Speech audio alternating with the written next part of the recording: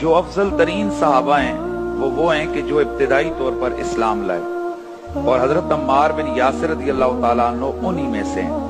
آپ 7ویں یا 8ویں نمبر پر مسلمان ہونے والے شخص ہیں۔ آپ کی والدہ اور آپ کے والد دونوں ابتدائی اسلام لائے ابتدا میں، اور اسلام کی پہلی شہیدہ آپ کی والدہ ہیں، اور اسلام کے پہلے شہید آپ بڑی دردناک شہادت، جی بڑی دردناک شہادت آپ کی والدہ کی ہے۔ اور پھر صحابہ کرام علیہ رضوان فرماتے ہیں کہ ہم آپس میں یہ ڈسکس کیا کرتے تھے کہ اسلام کے لیے زیادہ ماریں بلال نے کھائی ہیں یا زیادہ ماریں عمار نے کھائی ہیں۔ فرماتے ہیں کہ زیادہ تر لوگوں کی رائے یہ ہوتی تھی کہ بلال نے بھی بڑی ماریں کھائی ہیں لیکن عمار نے زیادہ ماریں کھائی۔ ان کو جلایا گیا، ان کے تپتے ہوئے پتھروں پر لٹایا گیا، ان کے پورے جسم پہ زخم کے اور جلن کے نشان تھے، اور جس پر اللہ کے رسول ایک دفعہ تشریف لے گئے تو آپ نے دیکھا کہ حضرت عمار بن یاسر کو کوئلوں پر جلایا جا رہا ہے اور آپ کی چربی پگھل پگھل کر ان کوئلوں کو بجھا رہی ہے۔ تو حضور نے دیکھ کے فرمایا اصبروا علی یاسر فإنما موعدکم الجنہ، اے یاسر کی اولاد صبر کرو، اللہ نے تمہارے لیے جنت کا وعدہ کیا ہوا۔ آپ نے عرض کیا یا رسول اللہ میں صبر کروں گا۔ ایک دن پھر حضور کو پتہ چلا کہ میرے عمار کو جو ہے نا وہ پھر ستایا جا رہا ہے، آپ پھر حال پوچھنے چلے گئے۔ تو اس دن ضبط کے بندھن ٹوٹ گئے حضرت عمار کے، اور عرض کی یا رسول اللہ کفار نے میری ہڈیاں تک جلا دی ہیں۔ تو اللہ کے نبی سید عالم نے آگ کو حکم دیا اور دعا فرمائی یا اللہ آگ کو اس کے لیے ٹھنڈا فرما، اور دوسری روایت میں آتا ہے کہ آپ نے آگ سے فرمایا کہ اے آگ جس طرح ابراہیم خلیل اللہ پر ٹھنڈی ہو گئی تھی اس طرح میرے پیارے عمار پر ٹھنڈی ہو جا، تو آگ نے ان کو جلانا چھوڑ دیا۔ حضرت عمار بن یاسر، اس میں کوئی دوسری رائے نہیں ہے کہ وہ ان صحابہ میں سے جن کی شان میں ڈائریکٹ قرآن مجید کی آیتیں نازل ہوئی۔ آپ کے لیے حضور نے ارشاد فرمایا کہ لوگوں کا ایمان ان کے دلوں تک محدود ہوتا ہے، عمار میرا وہ صحابی ہے کہ اس کا ایمان اس کی ہڈیوں اور ریشوں تک اور پھر الا من اکرہ وقلبہ مطمئن بالایمان وہ آیت بھی ان کے لیے اتری۔ اور پھر جب آپ نے وہ شکایت کی یا رسول اللہ اب میرا تو پورا بدن جو ہے نا وہ جل گیا ہے، اس پر بھی آیت آ گئی کہ اللہ تعالیٰ تمہیں اس حال میں نہیں چھوڑے گا جب تک کہ وہ تمہیں آزما نہ لے۔ تو یہ ان لوگوں میں سے ہیں کہ جنہوں نے بدر میں حصہ لیا۔ اچھا یہ ذو ہجرتین ہیں، 2 ہجرتیں کی، حبشے کی طرف ہجرت ہوئی تو ان کے سردار حضرت عمار بن یاسر تھے، اور پھر مدینہ طیبہ میں ہجرت ہوئی، وہاں بھی مہاجر ہیں، بدر میں حضور کے ساتھی ہیں، آپ خندق میں حضور کے ساتھی ہیں۔ حضرت عمار بن یاسر رضی اللہ تعالیٰ عنہ کے بہت سارے فضائل کمالات ہیں۔ میں آپ کی بات سے 100% اتفاق کرتا ہوں کہ جتنا بڑا یہ صحابی ہے اتنا زیادہ ان کا ذکر نہیں کیا کیونکہ یہ مولا علی کا جرنیل تھا۔ میں تو سچی بات کروں، میں بات یہ گلہ ہے۔ آخر سوال یہ ہمیں یہ نہیں ہے جس صحابی کے نام پہ آپ مسجدیں نام رکھیں، بلکہ ہم تو عام چودھریوں ملکوں کے نام پر مسجدیں بھائی ان کی اولاد نام رکھ دیتی ہے۔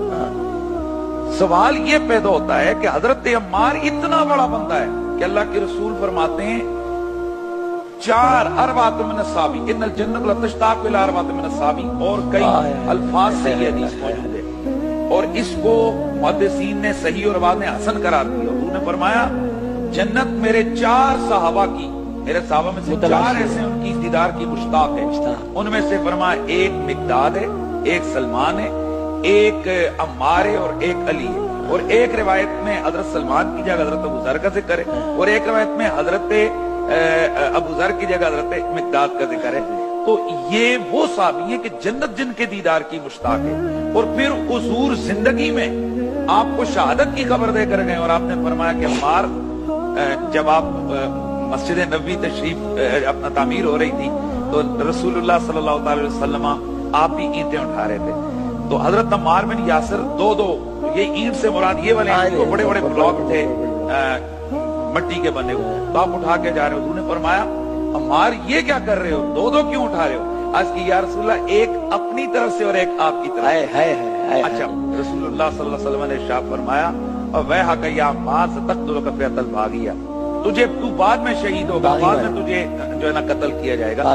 اب یہاں دیکھیں کہ رسول اللہ صلی اللہ علیہ وسلم کو پتہ ہے کہ یہ کیسے ان کی شہادت کیسے ہوگی، بعد میں کتنے عرصے بعد 37 ہجری میں آپ کا انتقال اور وصال مبارکہ ہوا، اور پہلی ہجری میں مسجد نبوی کی تعمیر ہو رہی ہے۔ 37 سال بعد آنے والے واقعات کو رسول خدا نگاہ نبوت سے دیکھ کر بیان فرما رہے۔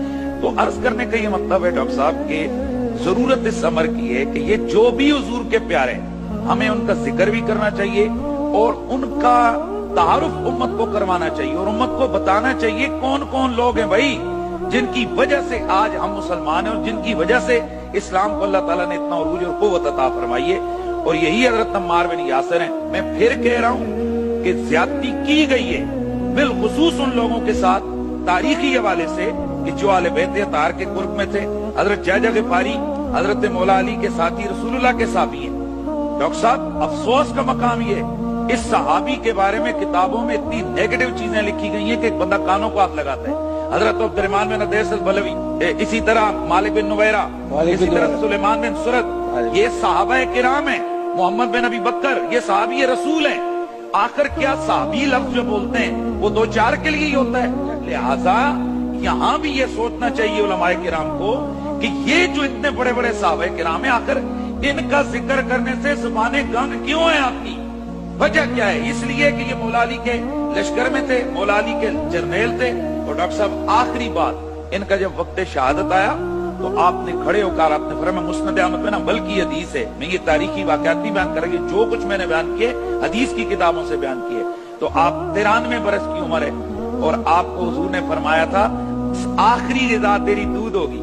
تو آپ نے خیمے کے اندر دودھ نوش فرمایا، باہر نکلے تو آپ نے فرمایا میرے رسول نے مجھے فرمایا تھا کہ میری آخری غذا دودھ ہوگی، میرا وقت شہادت آن پہنچا ہے.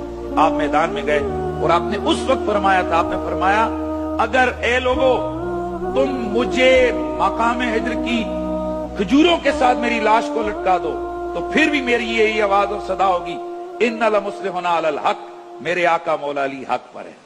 تو یہ صدائے وہ حق ہے جس پر وجہ کیا ہے؟ 7واں مسلمان ہے. قرآن کی آیتیں جس کے بارے میں نازل ہوئی، رسول اللہ کی سینکڑوں حدیثیں جس کی شان میں، پھر ایسے صحابی کے بارے میں امت بے خبر کیوں ہے؟